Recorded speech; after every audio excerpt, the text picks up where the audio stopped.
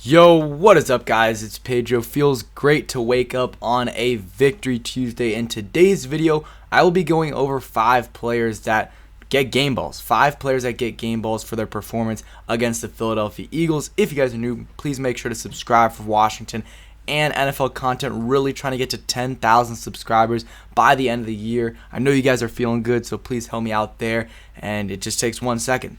Man, I'm still feeling super hyped after that win.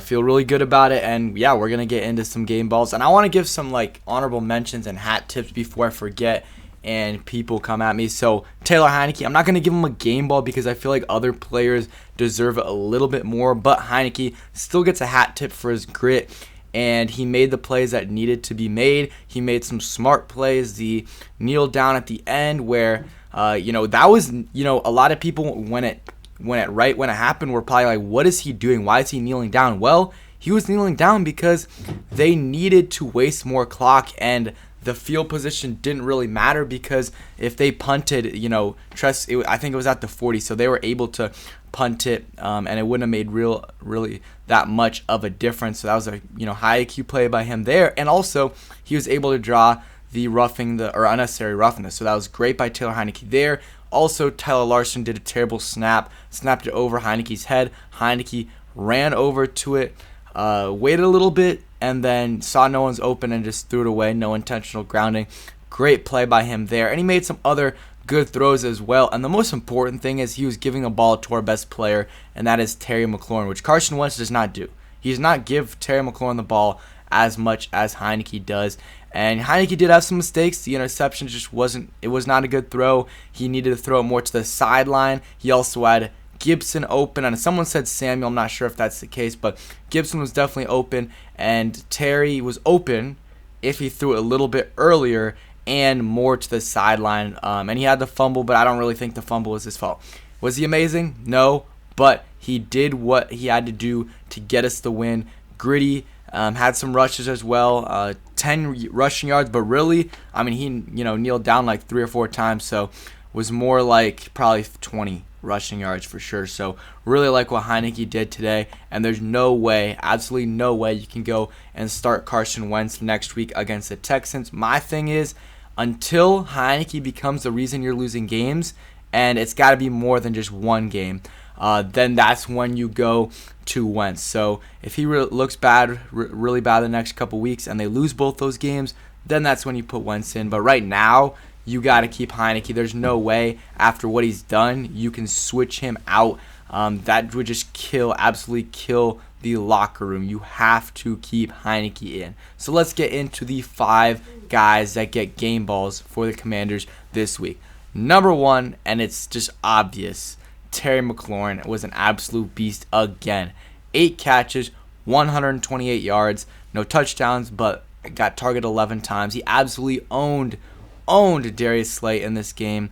And you look at his stats, he is 8th in the NFL in receiving yards with 737 and 7th, I guess, in amongst NFL receivers because Kelsey's a tight end, and Cooper Kupp also is out for the year, so he might surpass him soon. So he's done a really good job this year, and he has good chemistry with Heinicke. Heinicke gives him the ball. Wentz really wasn't giving him that many targets, and he just wasn't. They didn't have as much chemistry as Heinicke does with McLaurin. Again, just a bunch of really good catches. Had a 41-yard catch over Darius Slay, where he actually got held. His arm got held a little bit earlier in the play. And I wanted to show one stat right here that I posted on my Twitter account that just shows what Terry's done with Wentz versus Heinicke. So with Wentz in 6 games, 22 catches, 367 yards, 1 touchdown on 37 targets. In 4 games with Taylor Heinicke, 24 catches, which is more than he had with Wentz in 6 games, 370 yards, more than he had with Wentz, and then one touchdown, same, and then 1 less target. That's actually insane. In 2 less games, he had better stats in every single stat except for 1 less target than he did with Wentz. in 2 more games. And some people were saying, and go ahead, show some love to this tweet. Some people were saying that Dotson was missed a bunch of games when Taylor started, and that that is true. But I don't think that has that much of effect, because when Dotson was out with when Wentz was playing, it really didn't have much of an effect in the game. So those are just my thoughts. And yeah, we'll see. But Terry McLaurin is the best player on. Him and Jonathan Allen are the 2 best players on this team. They continue to show out and just ball out and carry this team. Not only are they great players, great people, amazing leaders, and I love that those guys are the faces of the franchise, and I hope they continue to ball out, and Terry hopefully can finally get some love from the NFL, because he is a great receiver. In the last 4 weeks, he's gone up against Jair Alexander, Stephon Gilmore, Patrick Peterson, and Darius Slay, and he's won every single one of those matchups. I mean, Patrick Peterson, he didn't absolutely own him, but he still had like 56, 58 yards, which is pretty solid. So Terry McLaurin absolutely gets a game ball. Next guy who gets a game ball, Derek Forrest. I mean, Derek Forrest has generated 3 of the 8 Commanders turnovers this season. One of the more underrated stories of the season for the Commanders. That was a tremendous play on the ball too. That's what Pete Haley said, and that's after the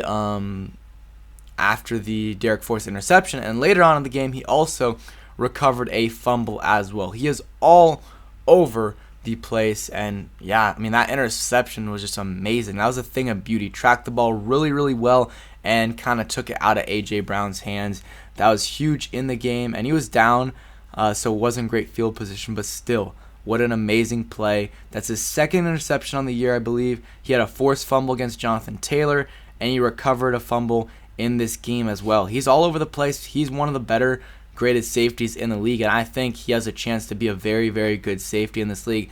I don't know how you can do it, but I think you just gotta find a way to just have him and Curl on the field at the same time, not necessarily by McCain. Like, honestly, we don't really have that much slot cornerback play, so I wasn't really seeing it in, like, trying to notice it in the game, but I'm wondering if Bob McCain played some slot in this game, and then Derek Forrest and Curl were the 2 safeties. That's definitely something that could have happened. But yeah, Derek Forrest, good tackler, and he got beat a couple times in coverage for sure, but everyone does, but it's how you respond. And he had a recovered fumble, he had a great interception, and had some good tackles as well, 6 total tackles. So he gets a game ball for sure. And next guy on this list, Joey Sly. I mean, how does he not get a game ball? Everyone was hating on, not everyone, because I wasn't, partly a little biased because, he's a Hokie, but still, he was 9 for 11 this year. Like, was he amazing? No, he missed some, kind of easy kicks, or kicks that he needs to make, but by no means was he a guy that, people should have been hating on as much as he was, or people were hating on him. And today, he really proved some of those doubters wrong. Had a 58-yard field goal before the end of the half. Like, the amount of momentum that brings the team is absolutely huge. That was great by him. And then he hits a 55-yard field goal at the end, in the 4th quarter, I believe. Like, that's huge for a team. 2 55-yarders in a game. I don't know if that's happened in this franchise history. I mean, it probably has, or it would have been tweeted by the PR team. But great game by Joey Sly. And Tressway, too. I mean, there was a few high snaps there from Cameron Cheeseman, and Tressway was able to hold it and get it in position for Joey Sly to make those kicks. He was 4 for 4 in field goals and had 2 extra points as well. Scored 14 points in this game. Absolute baller. And Tressway gets a hat tip as well. Again, made those great catches on the snaps, and also had 2 punts for 44 yards and drew the roughing the punter, which didn't end up helping us because we ended up fumbling, but should have helped us, and that wasn't on. That was not on Tressway. That was on us really on Charles Leno for allowing that fumble. But yeah, Joey Sly, game ball. Brian Robinson, I think he deserves his flowers in this game. Did he have an amazing game? No. But 26 carries, 86 yards, had a touchdown, and 3.3 yards per carry is not great.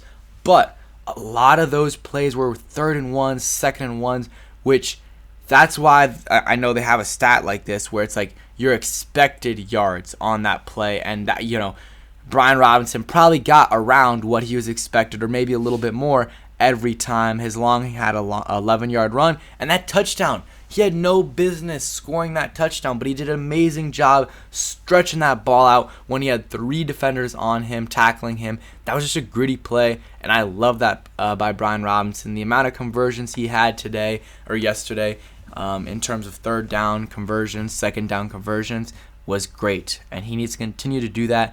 And Gibson played well as well, 44 yards and a touchdown. The yards per carry weren't there, guys, but the amount of situations where it was 3rd and 1, 2nd and 1, even 4th and 1, 4th and 2 that they had is why the yards per carry were not great. But yeah, those 3-4-yard runs on first down, those are what set up the 3rd and 1, 2nd and 1 situations. So Brian Robinson gets a game ball, in my opinion. Best game as a Commander so far, and let's hope he can build on it. And last guy, Kendall Fuller. A lot of people were trashing on Kendall Fuller early on in the season, and rightfully so. He was not good. But this is what I said when it was happening.